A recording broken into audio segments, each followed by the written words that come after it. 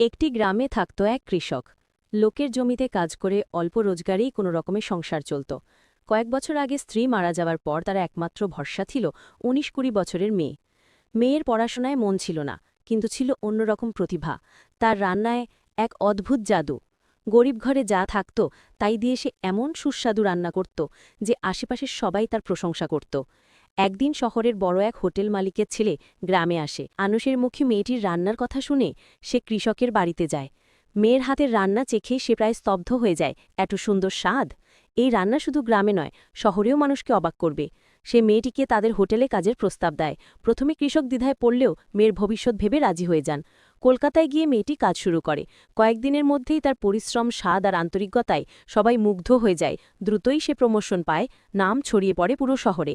একসময় হোটেলের মালিক নিজেই কৃষকের কাছে এসে মেয়েটিকে তার ছেলের বউ হিসাবে চায়। কৃষকের চোখ ভিজে ওঠে, তিনি আশীর্বাদ করেন। ছোট্ট গ্রামের সেই মেয়ের রান্নার জাদু তাকে এনে দেয় নতুন জীবন, সম্মান, সুখ আর ভালোবাসা।